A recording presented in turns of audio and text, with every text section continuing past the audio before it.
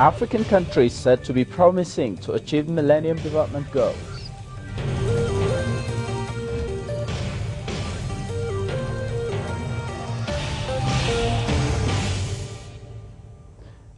AMISOM troop contributing countries confer in Kampala on the mission's obligations.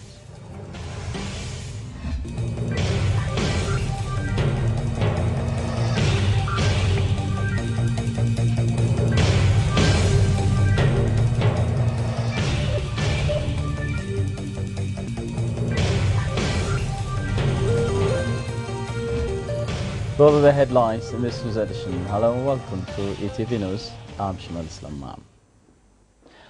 Ministry of Mines and Energy said the use of ethanol blended fuel was going well. The ministry disclosed that over $30 million foreign exchange was saved during the previous 5 years due to the commencement of the fuel. With that in mind, Bishoftu saw a symposium with the intention of augmenting the production and use of ethanol blended fuel. The symposium has also emphasized boosting research activities geared towards fetching the best out of the blending system.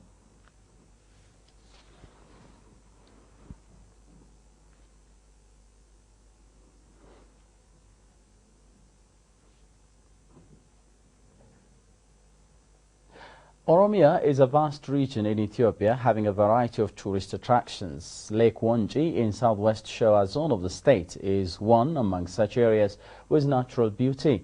Though the site is of immense attraction, the local people claim that they have not benefited a lot from community tourism because of lack of adequate infrastructure. Accordingly, they have called on the zonal administration to fulfill infrastructure for the cause. The administration has vowed to consider the demand of the public.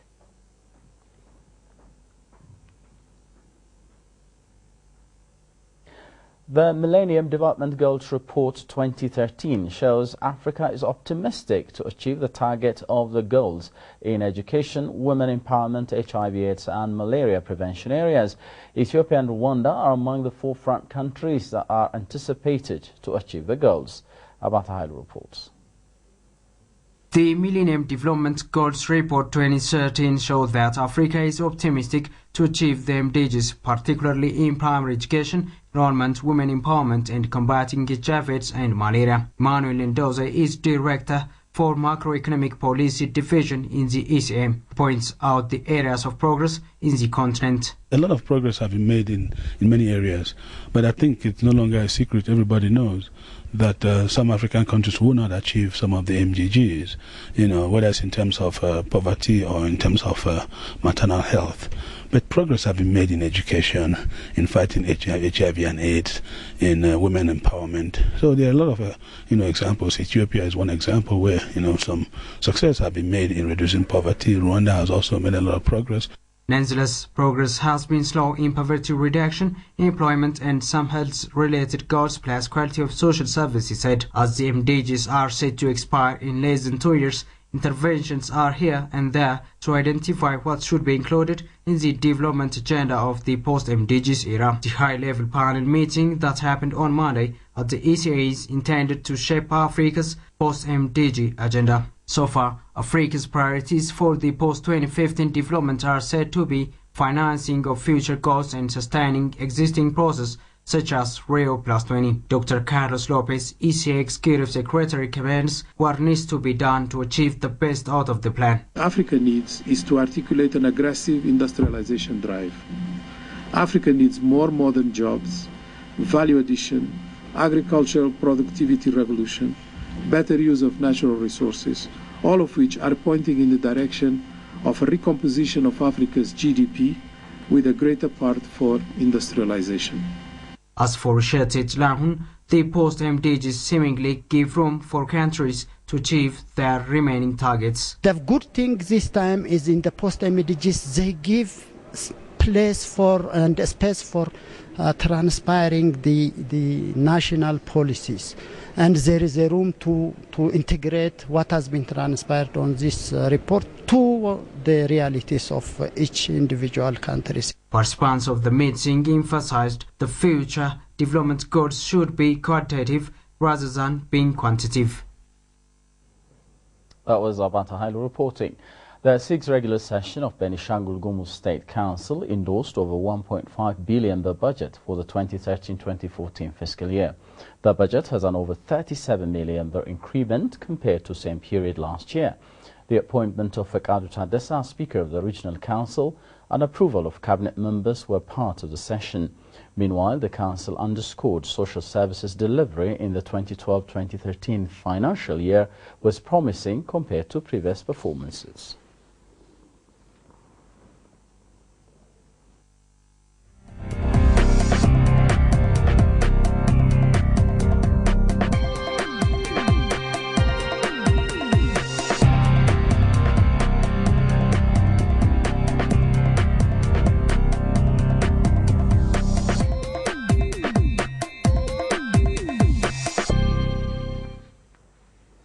You're watching ATV News. We will now look at some continental news items.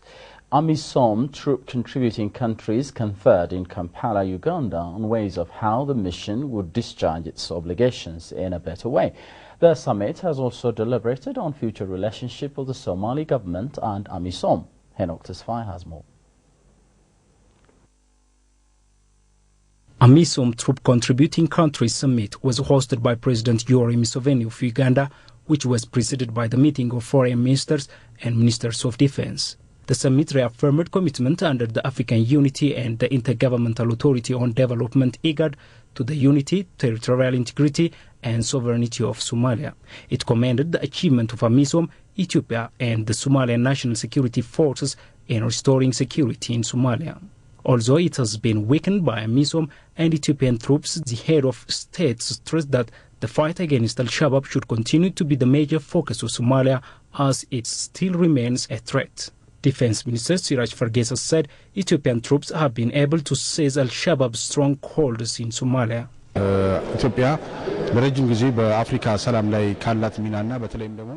Ethiopia is playing a vital role in peacekeeping mission in different African countries. Instability in Somalia could affect Ethiopia in one way or another, as the two countries are neighbors. This is why Ethiopia is taking part in peacekeeping mission, though it is not included in AMISOM. Now our peacekeeping troops are in control of a place called Sector 3, where they are fighting to destroy Al-Shabaab. The meeting decided that the control of Kismayo seaport and airport should be handed over to Somalia, and that AMISOM and the chiefs of defense forces of Ethiopia and Somalia should work out modalities for AMISOM multinational force to be deployed in Kismayo. Media and publicity advisor to the Prime Minister Getachew Reda said the meeting was vital to strengthen that effort in Somalia. Both Kenya and Somalia forces now have come to understand the significance of blaming each other. This meeting was a platform for them to come to the spirit of unity and cooperation to fight Al-Shabaab and build a strong, viable government in Somalia. The meeting also requested IGAD to meet on a quarterly basis to track progress on developments and the AU to undertake in-depth review of AMISOM. AMISOM troop contributing countries are Uganda, Burundi, Kenya, Djibouti and Sierra Leone. In fact, Ethiopia is also fighting Al-Shabaab in partnership with Somali security forces. A joint briefing session on the 12th African Growth and Opportunity Act Forum was recently held in Washington, D.C. Ethiopian ambassador to the U.S., Gemma Baru, briefed the gathering on the preparations for the upcoming meeting due to happen in Addis Ababa. A ministerial forum is expected to take place from August the 12th to the 13th for the high-level dialogue on implementation of AGOA and the future of U.S.-Africa trade and economic relations. It would be preceded by programs for the private sector, civil service and African women entrepreneurs as well.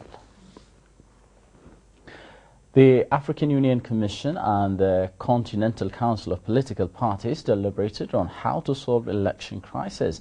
For that matter, the two have inked a memorandum of understanding to work together for the cause. The MOU is believed to capacitate political parties for the prevalence of democratic rule in Africa.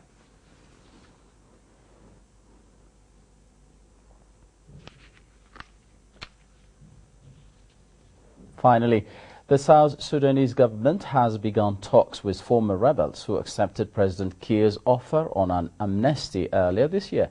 The leaders of the South Sudan Liberation Army, South Sudan Democratic Army and South Sudan Defense Forces declared peace with the government of South Sudan as of April the 26th. That is following a statement by the president that all rebel commanders and their soldiers would be pardoned regardless of any crimes they may have committed during the rebellion.